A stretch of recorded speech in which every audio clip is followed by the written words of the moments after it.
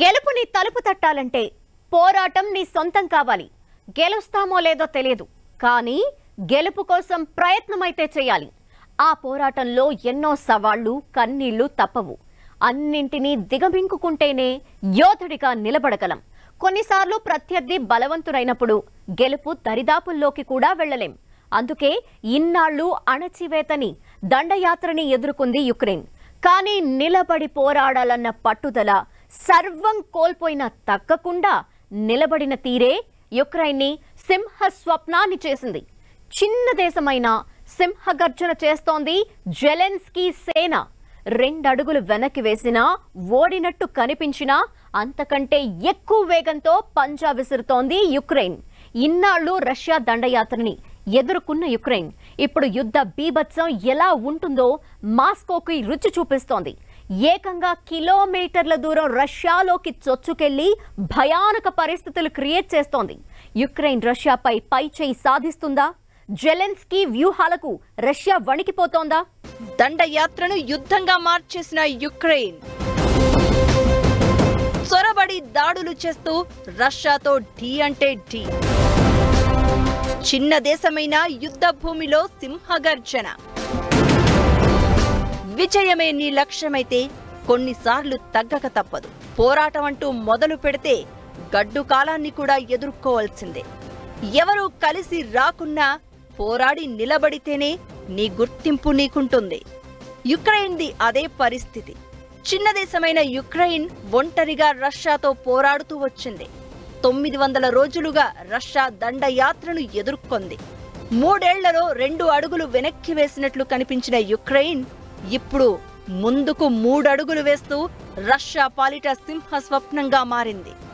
Ukraine పేరెత్తితేనే simple గా తీసేసిన Russia ఇప్పుడు తమ శత్రు దేశం పేరెత్తితేనే వణికిపోతోంది. అంతలా బౌన్స్ బ్యాక్ అయి ఒక్కొక్కరిని కాదు పుతిన్ ఒకేసారి 100 మందిని రమ్మను చూసుకుందామంటున్నారు జెలెన్స్కీ. రష్యా దండయాత్రను 900 రోజుల తర్వాత యుద్ధంగా మార్చగలిగింది యుక్రెయిన్. తమ మీదకొచ్చి పడిపోతున్న రష్యన్ సేనలను ఇన్నాళ్లుగా సమర్థంగా ఎదుర్కొంటున్న యుక్రెయిన్ ఇప్పుడు యుద్ధ బీభత్సాన్ని రష్యన్లకు పరిచయం చేస్తోంది. సరిహద్దుల్లో రష్యా భూభాగంలోకి చొచ్చుకెళ్తోంది. ఆపరేషన్ వైట్ ట్రయాంగిల్ తో యుద్ధ భయాన్ని, బీభత్సాన్ని సృష్టిస్తోంది. 1000 మందికి పైగా సైనికులతో, యుద్ధ ట్యాంకులతో ఆగస్టు 6న రష్యా భూభాగంలోని కర్స్క్ ప్రాంతంలోకి చొచ్చుకుపోయి 1000 చదరపు కిలోమీటర్ల దూరం భూభాగాన్ని ఆక్రమించింది యుక్రెయిన్. 100 మంది రష్యా సైనికులను యుద్ధ ఖైదీలుగా అదుపులోకి తీసుకుంది. దీంతో పుతిన్ సర్కార్ కర్స్క్ ప్రాంతంలో ఎమర్జెన్సీ ప్రకటించింది. 1,00,000 మందికి పైగా జనాలను అక్కడి నుంచి సేఫ్ జోన్లకు తరలించింది. బెల్గోరోడ్ ప్రాంతంలోని యుక్రెయిన్ సేనలు ప్రవేశించాయి. దీంతో ఆ ఏరియాలో ఎమర్జెన్సీని ప్రకటించారు.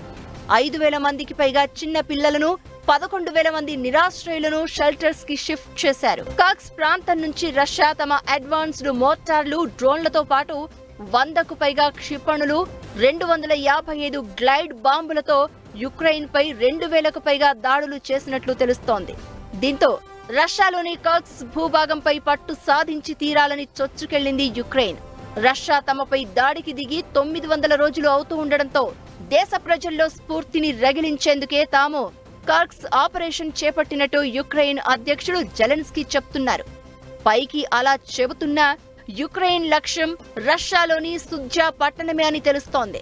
రష్యా నుంచి యుక్రెయిన్ మీదుగా యూరప్ దేశాలకు ఇంధనం సరఫరా అయ్యేది సుజ్జా పట్టణం నుంచే. అందుకే యుక్రెయిన్ సుజ్జా టౌన్ ను ఆధీనంలోకి తీసుకునే ప్రయత్నం చేస్తోంది. ఇలా రష్యాలోని కొన్ని ప్రాంతాలపై పట్టు సాధించి ఒకవేళ చర్చలంటూ జరిగితే రష్యాను డిమాండ్ చేసే స్టేజ్ లో ఉండాలని స్కెచ్ వేస్తోంది యుక్రెయిన్.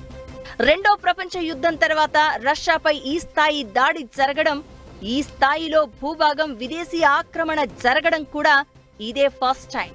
రష్యా 2014 నుంచి ఇప్పటిదాకా యుక్రెయిన్లో 1,00,000 చదరపు కిలోమీటర్ల భూభాగాన్ని ఆక్రమించింది.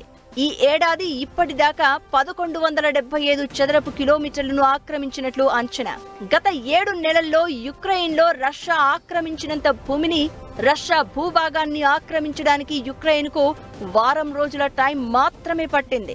ఇది మాస్కోకు ప్రెస్టేజ్ గా సవాల్గా మారింది. వార్ వన్ సైడ్ అన్నట్లుగా దాడి చేసుకుంటూ వస్తున్న రష్యా ఇప్పుడు యుక్రెయిన్ పేరెత్తితేనే భయపడే పరిస్థితి వచ్చింది. యుక్రెయిన్ ఏకంగా రష్యాలోని పలు ప్రాంతాలను స్వాధీనం చేసుకుంటూ ఉండడం చర్చనీయాంశంగా మారింది. యుక్రెయిన్ చిన్న దేశం, దాని దగ్గర ఉన్న ఆయుధ బలగం కూడా తక్కువ. అయినా నిలబడి పోరాడింది. ఇప్పుడు ఏకంగా రష్యా వెన్నులో వణుకు పుట్టిస్తోంది. జెలెన్స్కీ రష్యా యుక్రెయిన్ వార్లో అతనే స్పెషల్ అట్రాక్షన్. ఎవరు వెంట రాకున్నా, నమ్మిన వాళ్లే నట్టేట ముంచినా, చెప్పుకోలేనంత నష్టం జరుగుతున్నా ఒంటరి పోరాటం చేస్తూ వస్తున్నారు. ఒకటి కాదు, రెండు కాదు, ఏకంగా 27 దేశాలు తమ వెంట నడుస్తాయనుకున్నారు. చివరికి అందులో 4-5 దేశాలైనా కలిసి వస్తాయని భావించారు. కానీ ఓవర్ నైట్ సీన్ మారిపోయింది. అందరూ హ్యాండ్ ఇచ్చారు. అయినా యుద్ధ భూమి నుంచి తగ్గని వీరుడు జెలెన్స్కీ తానే ఒక ధైర్యమై సైన్యాన్ని ముందుండి నడిపించారు. తమకు జరుగుతున్న నష్టాన్ని వివరిస్తూనే రష్యాని ఢీకొట్టడంలో ఎక్కడా తగ్గలేదు జెలెన్స్కీ. ఇప్పుడు ఏకంగా రష్యా భూభాగంలోకి చొచ్చుకెళ్లే ధైర్యం యుక్రెయిన్ సైన్యానికి వచ్చిందంటే అది జెలెన్స్కీ ఇచ్చిన స్ఫూర్తే. యుక్రెయిన్ ఇంత పట్టు సాధించడానికి కారణమేంటి? రష్యాకు సవాల్ విసిరే స్టేజ్ కి ఎదగటంలో జెలెన్స్కీ పాత్ర ఎంత? దాడులను భరించి దాడి చేసే స్థాయికి యుక్రెయిన్, అణిచివేత నుంచి ఆక్రమించే స్టేజ్ కు జెలెన్స్కీ సైన్యం, రష్యా వెన్నులో వణుకు పుట్టిస్తోన్న యుక్రెయిన్, అందరూ ఉన్నారని యుద్ధంలోకి దిగింది యుక్రెయిన్. కానీ సీన్ మారింది. ఒంటరిగా నిలబడాల్సి వచ్చింది. యుద్ధ రంగంలోకి దిగక తప్పలేదు. అలా అని రష్యాకు తల వంచే పరిస్థితి లేదు. దీంతో 900 రోజులుగా రష్యాతో చావోరేవో తేల్చుకునేందుకు పోరాడుతూనే ఉంది యుక్రెయిన్. ఇప్పుడు దాడికి ప్రతిదాడి చేస్తూ తగ్గింది నెగ్గడం కోసమే అని ప్రూవ్ చేస్తోంది. రష్యా దాడులను తిప్పి కొడుతూ అటాక్కు రివర్స్ అటాక్ చేస్తోంది. ఉక్రెయిన్ రష్యాలో చొరబడే నాటికి వాస్తవానికి యుద్ధం రష్యా ఉక్రెయిన్ మీద కాదు, పేరుకే అలాగని నాటోకు వర్సెస్ రష్యాకు యుద్ధం జరుగుతుంది.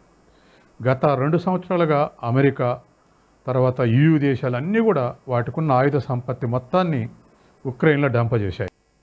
తప్పనిసరి పరిస్థితుల్లో రష్యా యుక్రెయిన్ వార్ మొదలైంది. 27 నాటో దేశాలు యుక్రెయిన్ను ముందుకు తోసి తర్వాత హ్యాండ్ ఇచ్చాయి. యుద్ధం కంటే ముందే ఓటమిని ఒప్పుకోలేక ఎవరి సహకారం లేకున్నా పోరాడుతూ వస్తోంది యుక్రెయిన్. నాటో దేశాలను యుక్రెయిన్ సాయం కోరింది. వారంతా రష్యాకు భయపడి వెనక్కి తగ్గారు. దాంతో రష్యాతో పోరులో యుక్రెయిన్ ఒంటరిదైందని చాలాసార్లు కామెంట్ చేశారు జెలెన్స్కీ.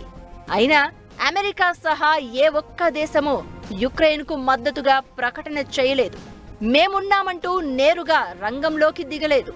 ఆపద కాలంలో అండగా ఉంటారని 27 నాటో దేశాలను నమ్ముకున్న యుక్రెయిన్కు ఎదురు దెబ్బ తగిలింది. వారి అండ చూసుకుని రష్యాతో కయ్యం పెట్టుకుని మోసపోయింది.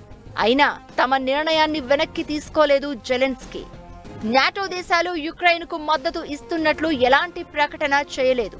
ఇండైరెక్ట్ గా యుక్రెయిన్కు ఆయుధాలు సప్లై చేస్తున్నట్లు వార్తలు వచ్చినా రష్యాకు భయపడి బ్యాక్ స్టెప్ వేశాయి నాటో కంట్రీస్. రష్యాకు వ్యతిరేకంగా కొన్ని దేశాలు ఆంక్షలు విధించి అంతటితోనే సరిపెట్టాయి. రష్యా దాడులతో యుక్రెయిన్ ప్రధాన నగరమైన కీవ్ నగరం ఉక్కిరిబిక్కిరైంది. బాంబుల వర్షం కురిపిస్తూ వచ్చింది రష్యా. దీంతో పబ్లిక్ కీవ్ నగరాన్ని విడిచిపెట్టి వెస్ట్రన్ యుక్రెయిన్ వైపు తరలి వెళ్లారు. యుక్రెయిన్ ఏకాకిగా మారిపోయింది. నాటో దేశాలన్నీ చేతులెత్తేసిన పరిస్థితుల్లో రష్యా ముప్పేట దాడితో విలవిలలాడింది. రష్యాపై పోరాటంలో వెన్ను చూపలేదు జెలెన్స్కీ. ఒంటరిగా ఉన్నామని తెలిసినా, ఎవరూ సహకరించడం లేదని మొరపెట్టుకున్నా యుద్ధ భూమి నుంచి వెనుతిరిగేందుకు మాత్రం ఒప్పుకోలేదు. విజయమో వీర మరణమో తేల్చుకునేందుకు తానే యుద్ధ రంగంలోకి దిగారు. సైన్యానికి ధైర్యం కల్పిస్తూ రష్యాపై బాణాలు ఎక్కుపెట్టారు. యుక్రెయిన్ ప్రజల్లో భవిష్యత్పై భరోసా కల్పించారు. తమ దేశంలో కీలక నగరమైన కీవ్పై దాడులు జరిగినా రష్యా ఆధీనంలోకి వెళ్లిపోయినా తగ్గలేదు జెలెన్స్కీ. రష్యాతో యుద్ధం విషయంలో జెలెన్స్కీ తీరును యావత్ ప్రపంచం అబ్జర్వ్ చేస్తూ వచ్చింది. వార్ మొదలైనప్పటి నుంచి జెలెన్స్కీని ఓ పోరాట యోధుడిగా భావిస్తున్నారు ప్రజలు.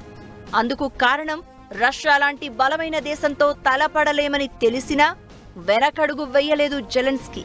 ఇప్పుడు అతని పోరాటం ఫలిస్తుంది.